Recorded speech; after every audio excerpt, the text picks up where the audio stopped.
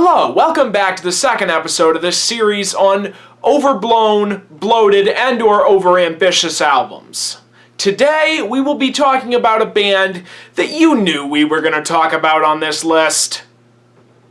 Let's talk about Yes. In the minds of many people, progressive rock is synonymous with overambition and bloatedness. And does any band embody the stereotypes of progressive rock as well as Yes, besides Emerson, Lake and Palmer? Because let's just face it, for all of their pretentiousness, Yes never did anything even remotely close to being as ridiculous as Tarkus. This band are pretty much the premier whipping boys for all the excesses that are associated with this genre.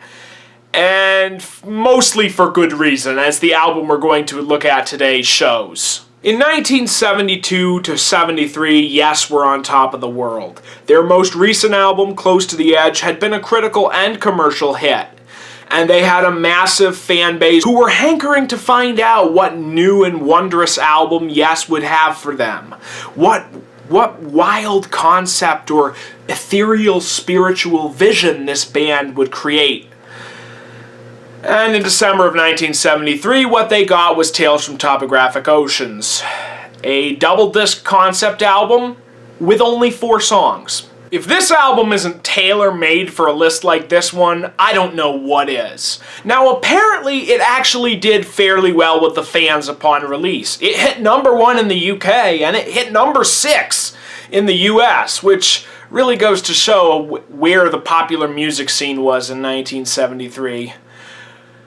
But the critics detested the album, labeling it pretentious, arrogant, and meaningless, and announcing that Yes had overstepped their boundaries. And some retrospective reviews of this album have even labeled it the reason that punk rock needed to happen. The album is based on a lengthy footnote in the book The Autobiography of a Yogi, which John Anderson read, and then conceived the notion of basing an entire concept album around his interpretation of 4 key Hindu texts. And the sessions for this album saw a degree of artistic dissension that was not to be found during the 2 previous Yes albums, with most of the music being written by John Anderson and guitarist Steve Howe, with bassist Chris Squire and keyboardist Rick Wakeman being considerably less enthusiastic about the material. Wakeman in particular growing so annoyed by the direction that Yes were moving in during the sessions that he eventually left the group after the album's release. And it seems following the release of the album, even Yes themselves realized that they had gone too far, because the follow-up, 1974's Relayer, goes back to the format of Close to the Edge, of a single disc with only 3 songs. So today we are going to look at this most infamous of 70s Yes albums, and determine whether it in fact deserves said infamy. The Revealing Science of God opens up with Dance of the Dawn, a brief, almost ambient synth section that was actually left off of the original album in 1973, and then re-added when this particular issue of the album was put out in the early 2000s. The actual song proper begins around the 2-minute mark, when John Anderson comes in chanting the usual borderline incoherent Yes lyrics, but it works in this context, sounding as though he's chanting an incantation, opening a portal into another world of wild whimsy and mysticism, perhaps even the one depicted on the Roger Dean album cover. After a few minutes, choruses of ascending Andersons guide us to the main body of the song. You got some cool bass lines, amazing guitar work from Steve Howe, and John Anderson doing what John Anderson does best. And the whole thing just works overall, establishing most of the themes that we will be hearing for the next 80 minutes. After a few minutes of that, the song transitions into a more upbeat, mostly instrumental section with some cool guitar and pulsing synths. After that section ends, we get a short instrumental fade out featuring some fantastic guitar work from Steve Howe, before going into probably my favorite part of this song, and one of my all-time favorite Yes moments ever.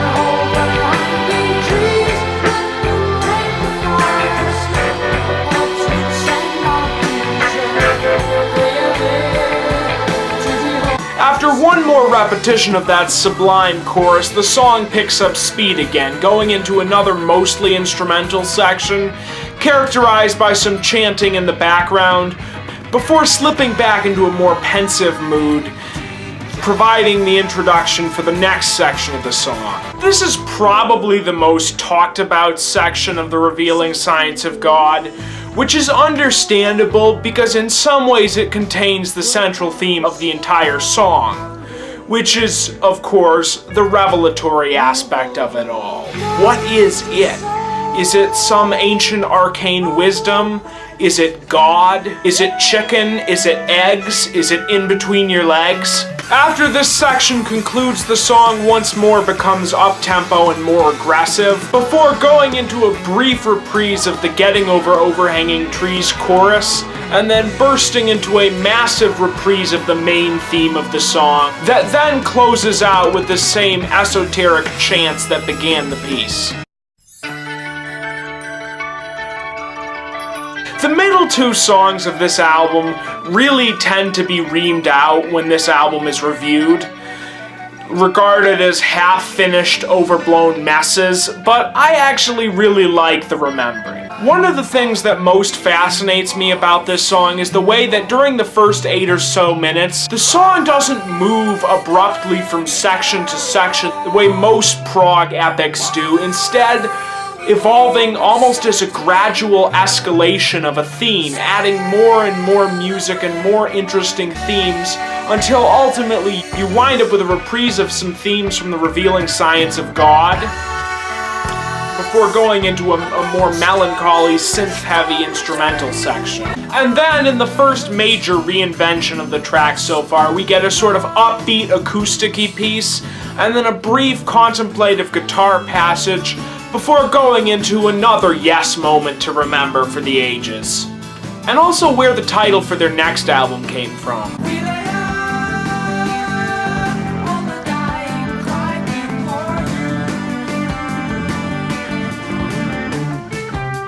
Now, I will concede that perhaps there is some padding here, because after this point of the song, they really don't add very much new until right at the end, mostly just choosing to reprise themes from earlier in the song, but the ending is suitably epic and has all of the pomp and grandeur that you would expect of a Yes song, although it is perhaps not as satisfying as a standalone Yes epic should be.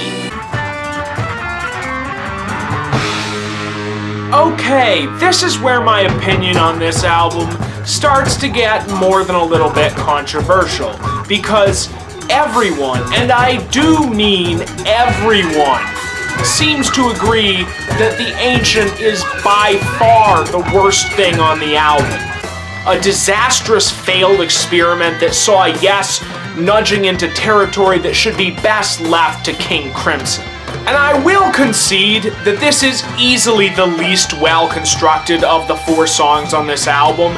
In particular, the folksy bit that ends the song has absolutely nothing to do with the rest of the piece. But honestly, I've always loved this song. It may be my instinctive love for mid-70s King Crimson, because the weird, avant-garde, jammy segments of this song are very reminiscent of that era of King Crimson. Or it may be the legitimate sense of mysteriousness and grandeur that certain sections of this song capture.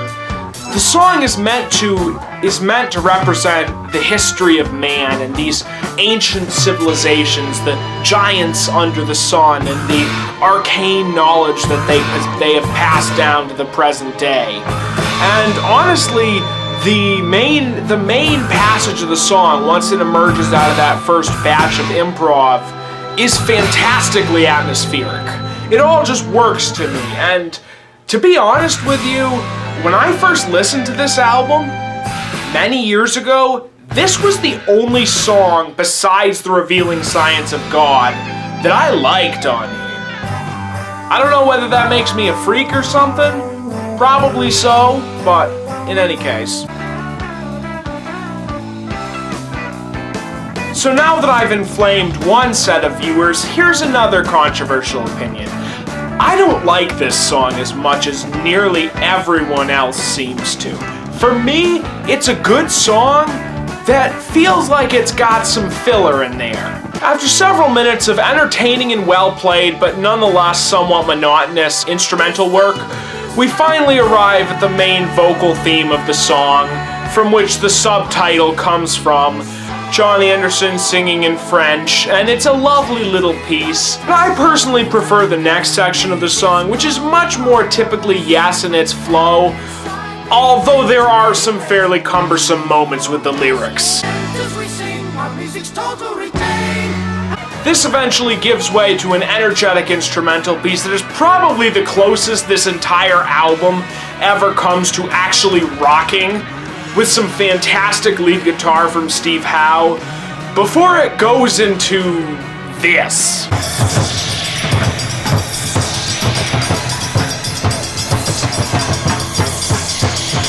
And that goes on way too long. But then we get into a nice reprise of the Nous sommes du soleil theme, and then at the end, finally, the main theme of the revealing science of God is reprised one more time. And I've always felt like there was something off during this section, because it doesn't feel like the ethereal, epic conclusions of other Yes epics. It feels like this is the music you hear during the final scenes of a really dark, ambiguous horror movie where half the cast is dead and it's not really clear what was gained here. I predict that over the course of this series you will be getting a lot of mixed reviews from me. You know, reviews where I sort of give a not great but not awful rating to albums, but this is an album that I can safely say I give it a positive score all the way. I love this album. Now granted, my opinion has changed drastically over the years. When I first heard this album, I hated it. I only liked the first half of The Ancient and the Revealing Science of God. Did not like the Remembering, did not like the Ritual, and that reflects a problem with this album. You know, this probably should not have been a double album. This is one of those 70s albums, and there were a lot. I'm not one of those people who believes that no double albums should exist and that most double albums should be cut down to single albums. But there are albums that were just dying for the CD era to happen. You know, albums like this one, albums like a lot of Todd Rundgren's 70s stuff for that matter, that, you know, were too long for a single album, but were too short to really be a double album. So they were either padded heavily or they were very short discs, you know, 30 to like 35 minutes of music on them. In this case, they chose to pad it heavily, and it shows. You'd think that would just be a negative, but oddly enough, it actually functions as a very double-edged sword here. Because on the one hand, it definitely hurts the album. It means that the Revealing Science of God is the only thing on this album that can stand by itself. It's the only song that can be looked at standalone on its own merits, because everything else heavily recycles themes from the Revealing Science of God. Well, except for The Ancient, but that's really more of two entirely different things stitched together like some sort of hideous Frankenstein monster of a song. But it also lends the album a strange cohesion. You know, it hangs together as a concept album better than it probably would have had it been a single album. It's not a Yes album that I listen to enormously. You know, the sheer length kind of precludes that. But by the same token, it's a very special Yes album. And, you know, sitting down and listening to it is an experience that everybody should have. At the end of the day, I suspect your feelings on this album will heavily depend on how much of a Yes fan you are and how tolerant of prog's excesses you are. Me, I'm extremely tolerant of prog excess, so I love this album. You might not. Give it a try, though. In my opinion, it's not as bad as it's made out to be. And in some ways, it might even be a lost classic of the Yes discography. Certainly polarizing, if nothing else. Next time, we will come back with 2 albums that are equally polarizing to the fans of the band that produced them.